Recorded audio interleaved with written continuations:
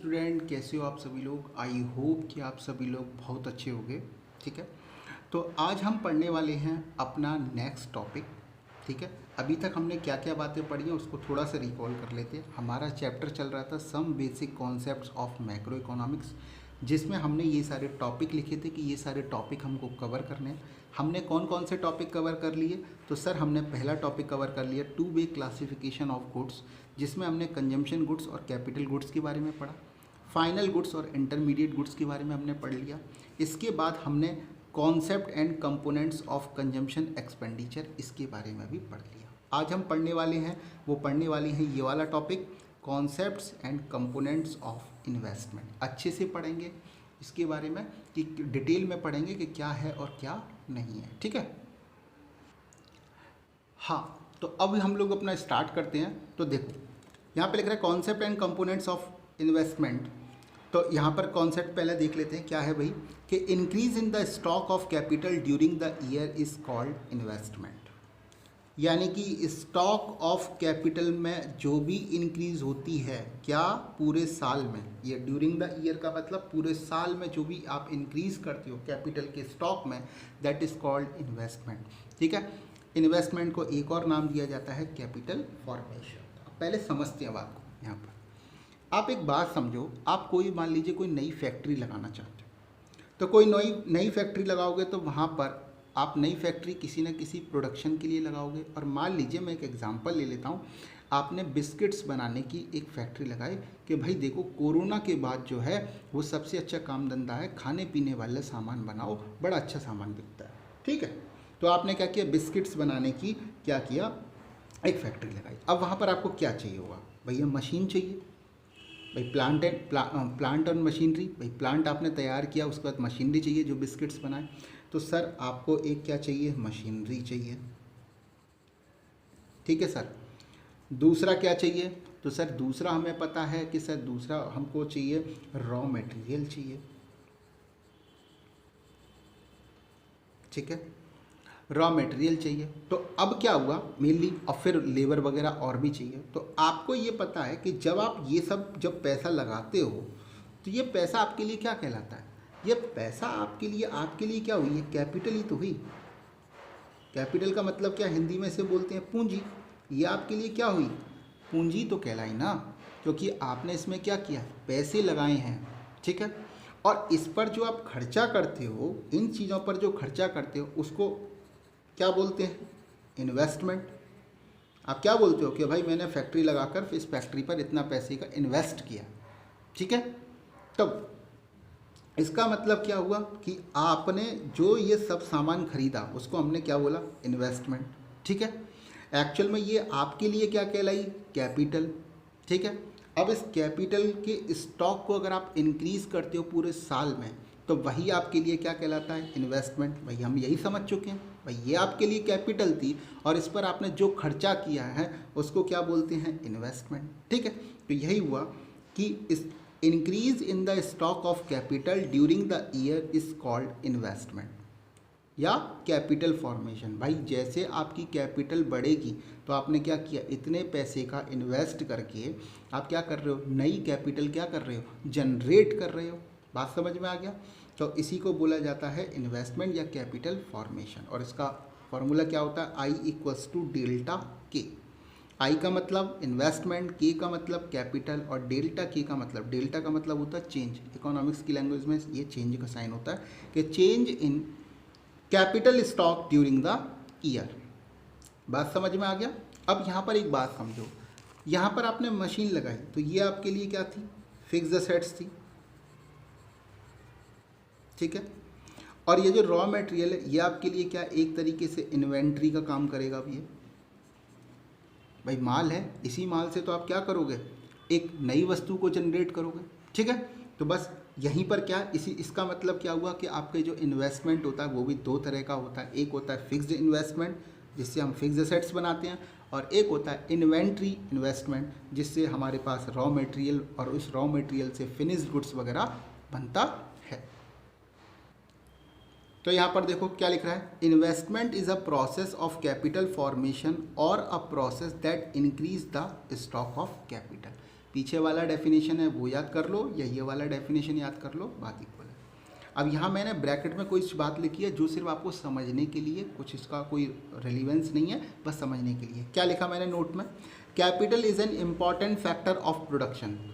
Factor of production में capital एक important role play करता है, ये हमें पता है। और याद करो फैक्टर ऑफ प्रोडक्शन में हमने पढ़े थे, क्या क्या पढ़ा था? लैंड, लेबर, कैपिटल, और एक और हमने पढ़ा था एंटरप्रेन्योर। ठीक है, तो भाई आपको पता है इसमें कैपिटल सबसे ज़्यादा ज़रूरी है। भाई किसी भी चीज़ का प्रोडक्शन करने के लिए आपके पास पैसे ही नहीं होंगे, ठीक है, तो फिर आप उस चीज़ का प्रोडक्शन कैसे करोगे? तो यहाँ पर यही लिखा, it is a stock of those man made goods which are used for further production. अभी बताया था man made goods, man made goods में क्या आ गई? फिक्स्ड असेट्स आ गई, और जितने भी रॉ मटेरियल हैं वो भी आ गए। Capital stock implies the production capacity of the producer. आपके पास कितना कैपिटल स्टॉक है, इससे आपकी प्रोडक्शन कैपेसिटी के बारे में पता चलता है। आपके पास काफ़ी सारी मशीन है तो आप एक दिन में काफ़ी सारे बिस्किट्स बना सकते हैं। आपके पास मशीन कम है तो आप मशीन क्या कर सकते हैं? बिस्किट्स कम बनाएंगे। इसी तरीके से अगर आपके पास रॉ मटेरियल ज़्यादा है तो आप क्या कर सकते हो? बिस्किट्स बना मतलब आपके कॉन्टिन्यूसली क्या है? बिस्किट्स बनते रहेंगे, रुकेंगे नहीं। और आपके पास रॉ मटेरियल खत्म हो गया तो आप क्या करोगे? आप बिस्किट्स बनाना बंद कर दोगे कि भाई पहले रॉ मटेरियल आएगा तब जाके बिस्किट्स बनेंगे। ठीक है, larger the capital stock with the producer greater is their capacity to produce goods and services. बात समझ में आ गया? तो कैपिटल हमारे लिए एक इम्पॉर्टेंट होता है, इसीलिए हमने क्या कहा कि increase in the stock of capital is called investment या कैपिटल फॉर्मेशन। कंपोनेंट्स अभी आपको समझाए, investment has two components, fixed investment and inventory investment. Fixed investment क्या होता है? इसको हम फिक्स्ड कैपिटल फॉर्मेशन भी बोलते हैं। तो भाई ये fixed investment refers to increase in the stock of fixed assets of the producer during an accounting year. भाई पूरे साल में आपकी फिक्स्ड असेट्स के स्टॉक में कितना चेंजेस आया या कितना वो इंक्रीज़ किया, उसी को हम लोग क्या बोलते हैं? फिक्स्ड इन्वेस्टमेंट बोलते हैं। या इसी चीज़ को ऐसे भी पढ़ सकते हैं, expenditure of the producer on the purchase of fixed assets या capital goods causes fixed investment. बात समझ में आ रहा है? तो देखो यहाँ पर कुछ नहीं है, बस पूरे साल में आप कितना पैसा फिक्स्ड असेट्स पर खर्च करते हो उसी को हम लोग क्या बोलते हैं? फिक्स्ड इन्वेस्टमेंट बोलते हैं। अब अगर आप यहाँ देखोगे तो यहाँ पे क्या लिख रहा है कि फिक्स्ड इन्वेस्टमेंट इक्वल्स टू क्या होगा? अब फिक्स्ड इन्वेस्टमेंट कितना हुआ है कैसे पता करेंगे? तो आपको पता है closing stock of fixed assets minus opening stock of fixed assets. भाई क्लोजिंग स्टॉक में से ओपनिंग स्टॉक माइनस करोगे तो आपको पता चल जाएगा कि आपने पूरे साल में कितनी फिक्स्ड इन्वेस्टमेंट की है। सिग्निफिकेंस क्या होता है? It raises the production capacity of the producer. भाई ये क्या करती है? प्रोडक्शन कैपेसिटी बढ़ाती है। अभी बताया जितनी ज़्यादा मशीनें होंगी उतना ज़्यादा आप क्या कर सकते हो? प्रोडक्शन कर सकते हो। By raising the production capacity of the producer fixed investment leads to higher and higher level of output. जितना ज़्यादा क्या होगा आपके पास में मशीनें होंगी उतनी ही ज़्यादा आप क्या कर सकते हो? आउटपुट निकाल सकते हो, उतना ही क्या कर सकते हो? ज़्यादा से ज़्यादा प्रोडक्शन कर सकते हो। Higher level of output leads to higher rate of economic growth popularly known as GDP growth. भाई जितना सामान आप बनाओगे उतना सामान आप बेचोगे तो उससे क्या होगा? जीडीपी में भी क्या होगा? ग्रोथ आएगा। अब नेक्स्ट बनाते हैं इन्वेंट्री इन्वेस्टमेंट। तो इन्वेंट्री इन्वेस्टमेंट क्या होते हैं? Change in inventory stock during the year is called inventory investment. भाई आप क्या करते हो? जितनी भी इन्वेंट्री होती है, अब ये इन्वेंट्री में क्या इंक्लूड्स होता है अभी बता दूंगा, कि जितनी भी इन्वेंट्री होती है उसके अंदर आप क्या करते हो? उसके स्टॉक में जो भी चेंजेस आता है, मतलब पूरे साल में जितना भी वो इंक्रीज़ करती है उसी को हम लोग क्या बोलते हैं? Inventory investment. Inventory investment equals to क्या होता है? Closing stock of inventory minus opening stock of inventory, same as जैसे हमने अभी फिक्स्ड असेट्स के बारे में पढ़ा था। इन्वेंट्री स्टॉक क्या होता है? तो इसमें क्या क्या इंक्लूड होता है? Finish goods, semi finish goods और रॉ मटेरियल। तो हमने देखा जितना finish goods, semi finish goods और रॉ मटेरियल, ठीक है, ये आते हैं हमारे इन्वेंट्री स्टॉक में। ठीक है, यहाँ तक की बात तो क्लियर हो गई होगी, सिंपल है, कुछ ज़्यादा लेंदी कुछ नहीं है। अब यहाँ देखते हैं सिग्निफिकेंस ऑफ इन्वेंट्री इन्वेस्टमेंट। तो देखो अभी हमने क्या देखा, इन्वेंट्री इन्वेस्टमेंट मतलब इन्वेंट्री का मतलब क्या होता है कि जहाँ पर फिनिश्ड गुड्स भी हो, सेमी फिनिश्ड गुड्स भी हो और रॉ मटेरियल भी हो। भाई फिनिश्ड गुड्स का मतलब क्या हुआ, जो तैयार हो गई। सेमी फिनिश्ड गुड्स का मतलब अभी प्रोसेस में है, और रॉ मटेरियल तो आप समझते ही हो, ठीक है। तो अब अगर सिग्निफिकेंस लिखना हो तो सिग्निफिकेंस, अब आपके पास अगर रॉ मटेरियल है तब क्या सिग्निफिकेंस है कि it ensure uninterrupted supply of input in the process of production. आप बिना किसी रोक टोक के प्रोडक्शन चालू रख सकते हो, आपका प्रोडक्शन रुकेगा नहीं। B, with enough stock of raw material the producers can avoid their day to day purchase from the market, accordingly uncertainty of the market are avoided.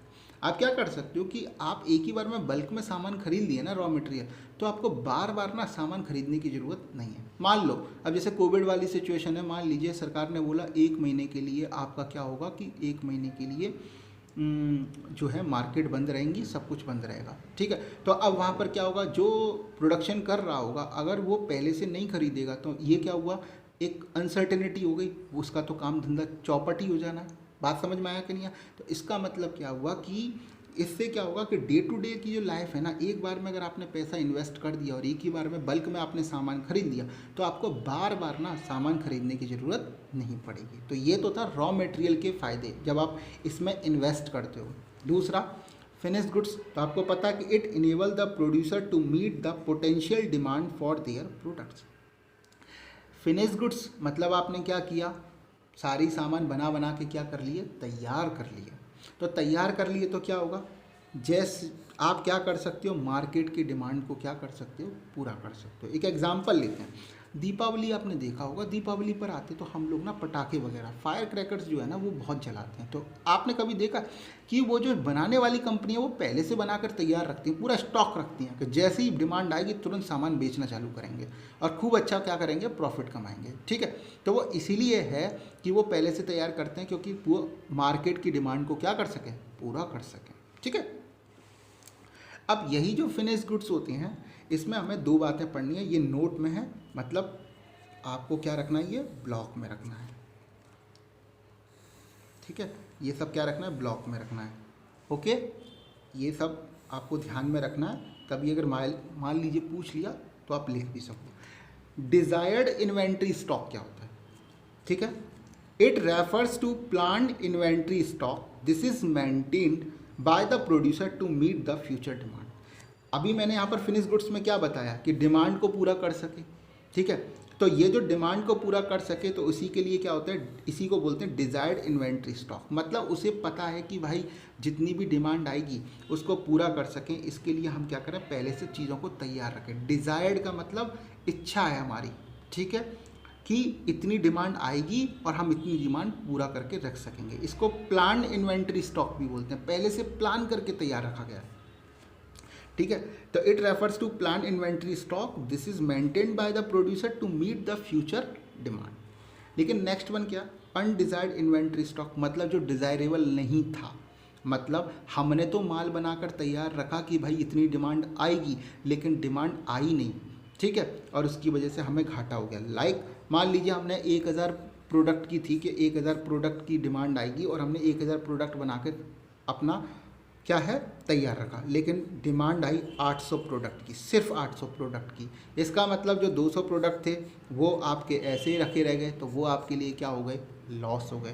तो यहाँ पर वही लिख रहा है, अनडिजायर्ड इन्वेंट्री स्टॉक में क्या लिखा गया कि it refers to unplanned inventory stock, it arises because demand for the product turn out to be lower than expected. क्या मतलब हुआ कि demand for the product turn out to be lower than expected, जितना expect था उससे कम। Unplanned inventory stock leads to loss, इससे हमें क्या होता है, हमें लॉस हो जाता है। बात समझ में आ गया यहाँ तक? अब आते हैं ग्रॉस इन्वेस्टमेंट पर। तो अब आपको देखो ये तो पता लग गया ना कि एक तो मैंने पहला डिवीज़न क्या बता दिया कि इन्वेस्टमेंट जो होती है वो क्या होती है, 2 तरह की होती है। तो कौन कौन सी होती है भैया, एक फिक्स्ड हो जाती है, ठीक है, और एक इन्वेंट्री वाली हो जाती है, ठीक है।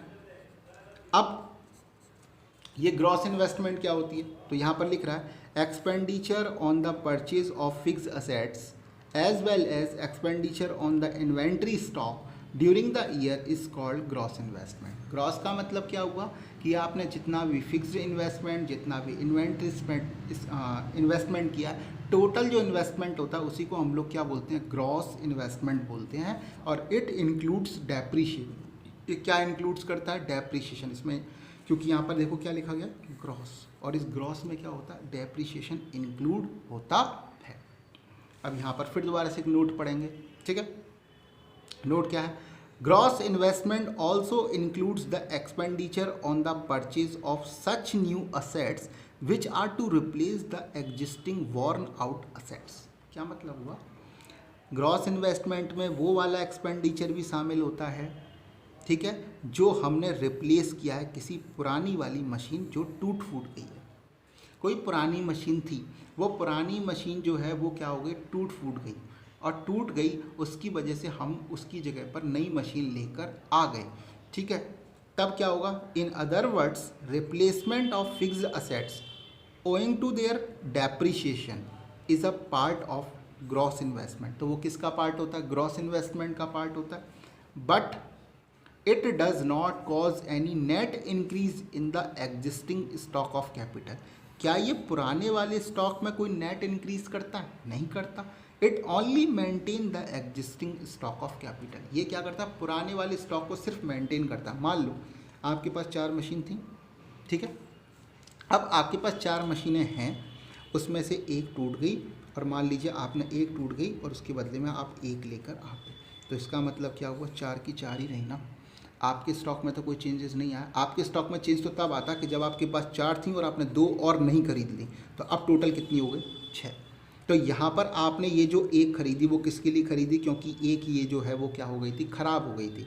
ख़राब क्यों हो गई, वॉर्न आउट, यानी कि डेप्रिशिएशन की वजह से। अभी मैं डेप्रिशिएशन के कॉजेज़ बताऊंगा, तो उसमें बताऊंगा डेप्रिशिएशन के कई सारे कॉजेज़ होते हैं। तो डेप्रिशिएशन की वजह से, क्योंकि वो टूट फूट गई, उसकी वजह से इतने साल से यूज़ हो रही थी, प्रोडक्शन में उसका यूज़ किया जा रहा था, इसकी वजह से वो ख़राब हो गई, टूट गई, या कुछ भी कारण हो गया, अब वो हट गई और उसकी जगह पर आप उसकी जगह पर दूसरी मशीन ले आए हो। तो यहाँ पर क्या हुआ, ये ग्रॉस इन्वेस्टमेंट में शामिल होगा, और इससे पुराना वाला जो एग्जिस्टिंग स्टॉक है उसमें कोई भी नेट इंक्रीज़ नहीं हुआ, वो सिर्फ एग्जिस्टिंग स्टॉक को मेंटेन करने के लिए इन्वेस्टमेंट किया गया है, ठीक है। तो इसका मतलब क्या हुआ, it only maintain the existing stock of capital. इसीलिए यहाँ पर देखो नेट इन्वेस्टमेंट क्या होता है कि net investment equals to gross investment minus depreciation. ये डेप्रिशिएशन क्या, कि जो पुरानी वाली जो मशीन थी उस वाली मशीन की जगह पर आप एक नई मशीन लेकर आए हो, ठीक है, इसी को क्या बोलते हैं, डेप्रिशिएशन बोलते हैं। अभी बताऊंगा, और इसके बारे में अभी अच्छे से आगे पढ़ेंगे डेप्रिशिएशन के बारे में, पर अभी ये याद लीजिए कि net investment equals to gross investment minus depreciation, ठीक है। सिग्निफिकेंस ऑफ नेट इन्वेस्टमेंट, तो नेट इन्वेस्टमेंट के अलग से सिग्निफिकेंस याद करने की ज़रूरत नहीं है। जो पहले अभी मैंने फिक्स्ड इन्वेस्टमेंट के और इन्वेंट्री इन्वेस्टमेंट के जो सिग्निफिकेंस बताए हैं वही आप याद कर लीजिए, ठीक है। फिर भी यहाँ पर मैंने लिख दिए हैं, बता देता हूँ। It raises the stock of capital, मालूम है सर, इन्वेस्टमेंट से हमारा स्टॉक ऑफ कैपिटल इंक्रीज करता है। Availability of capital per unit of labour, जब स्टॉक ऑफ कैपिटल रेज करेगा, इंक्रीज करेगा, तो capital per unit of labour क्या हो जाएगी, बढ़ जाएगी। एक लेबर पर जो आप कैपिटल का जो खर्चा करने वाले हो वो क्या हो जाएगा, बढ़ जाएगा। हर लेबर को अच्छी मशीनें मिल जाएंगी, रॉ मटेरियल उसके पास होगा, एफिशिएंसी और लेबर राइजेस, इससे लेबर की जो एफिशिएंसी है वो राइज हो जाएगी। बात समझ में आ गया। नेक्स्ट वन क्या है, अपॉर्चुनिटीज़ ऑफ एम्प्लॉयमेंट। अब एक बात बताओ कि आपने कोई नई फैक्ट्री डाली, नया कोई इन्वेस्टमेंट किया है, तो उससे एम्प्लॉयमेंट बढ़ेगा कि नहीं बढ़ेगा, बिल्कुल बढ़ेगा सर। वहाँ पर आप मजदूरों को काम पर लगाओगे, फिर ऑफिस मेंटेन करोगे, वहाँ ऑफिस के लिए एम्प्लॉय रखोगे, तो इससे एम्प्लॉयमेंट अपॉर्चुनिटी भी बढ़ती है। Next one, net investment is a net rise in the production capacity of the economy. पढ़ चुके हैं कि भाई फिक्स असेट्स अगर बढ़ी तो उससे क्या होगा, प्रोडक्शन कैपेसिटी भी बढ़ेगी। Accordingly GDP growth is accelerated, अभी पढ़ चुके हैं, उससे हमारा क्या होता है, जीडीपी ग्रोथ भी क्या हो जाता है, अच्छा हो जाता है, right sir. Difference between gross investment and net investment कुछ नहीं है, अभी पर जो जितनी बातें पढ़ाई है ना वही हैं, एक बार फिर भी पढ़ देता हूँ। ग्रॉस इन्वेस्टमेंट क्या होता है कि it includes expenditure bye the producer on the purchase of new assets as well as expenditure on the replacement of existing assets during an accounting year. Right sir? पुरानी मशीन में पर जो खर्चा हुआ वो और जो नई मशीन खरीदी है वो सब किसके पार्ट होते हैं? ग्रॉस इन्वेस्टमेंट के पार्ट होते हैं। It includes expenditure bye the producer on the purchase of new assets only. लेकिन यहाँ पर क्या होता है? नेट इन्वेस्टमेंट में सिर्फ नई असेट्स को ही शामिल किया जाता है, क्योंकि नेट शब्द ही बोल रहे हैं नेट। तो नेट कितना हुआ याद करो, अभी बताया कि भाई पुरानी 4 थी और 2 उसमें ऐड कर लिए, टोटल 6, तो नेट कितना हुआ? ये 2। ठीक है, आगे लिख रहा है more specifically it does not include the expenditure bye the producer on the replacement of existing assets. ठीक है, ये जो भी पुरानी वाली मशीन के रिप्लेस करने की जगह पर कोई दूसरी मशीन अगर आ गई है तो वो टेक्निकली वो नई मशीन नहीं कहलाएगी, वो तो पुरानी वाली मशीन को रिप्लेस करने के लिए आई है, इसलिए वो नेट इन्वेस्टमेंट में शामिल नहीं होगी। इट इंक्लूड्स रिप्लेसमेंट इन्वेस्टमेंट, इसको हम लोग क्या मतलब ये क्या इंक्लूड्स करती है? रिप्लेसमेंट इन्वेस्टमेंट को इंक्लूड करती है, आप ही बता चुका हूँ। और it does not include replacement investment. ठीक है, it does not show net addition to the existing capital stock. ये क्या करती है? It does not show net addition, net कितना एडिशन हुआ उसको शो नहीं करती है क्योंकि ये सब शामिल कर लेती है। और it shows net addition to the existing capital stock, कि पुराने वाले स्टॉक में नेट कितना ऐड हुआ है उसको भी ये क्या कर लेती है? शामिल कर लेती है।